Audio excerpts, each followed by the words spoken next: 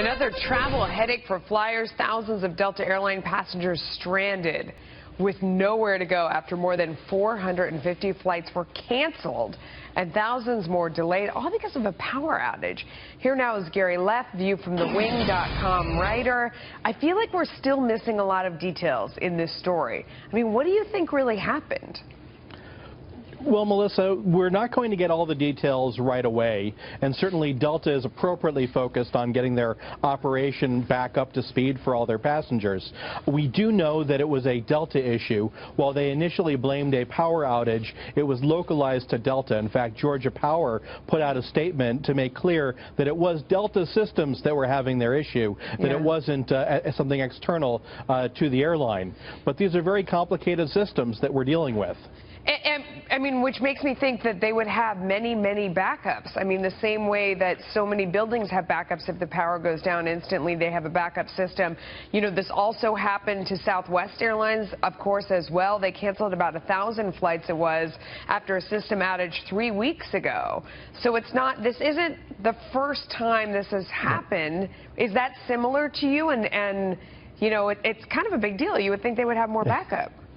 Well, and they do have backups, and all the major airlines do. And in fact, last July it happened to United, and last September to American. And so Delta was in some sense living on borrowed time with all the complicated systems that they're dealing with. When the systems go down, there's a tremendous number of systems that all have to talk to each other in order to get passengers checked in onto planes and planes to have their flight plans and know how much fuel to carry. And they have to make sure that everything is 100% right. So when they bring things back, they also have to do a tremendous amount of testing to make sure that everything is proceeding safely. Gary, you mentioned a lot of scary things in there. I mean, you were talking about that they have systems that make sure that there's enough fuel in the planes. We also heard stories about places where they were handwriting boarding passes to get people on and getting it moving, where they were pulling out dot matrix printers to try and print things.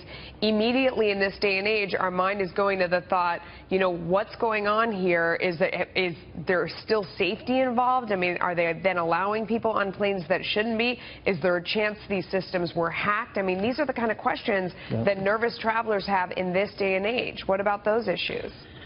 Well, we can't really speak to any issues of hacking at this point, but we can certainly say that the aviation operation proceeded incredibly safely. That's part of why you do get the delay, because you make sure that everything is happening the way that it's supposed to. And there wasn't any issue with the aviation security system. They weren't checking anyone in for flights that hadn't been through the proper vetting in the background of the reservation system, and everyone that was on the planes had a reservation. All of the planes had their proper flight plans before they took off and had done their fuel calculations. So it takes several more hours than it would otherwise take just to make sure that everything is as safe as possible. We'll see about the hacking later. I'm interested. Gary, thank you so much for your time. We appreciate a lot of good knowledge there.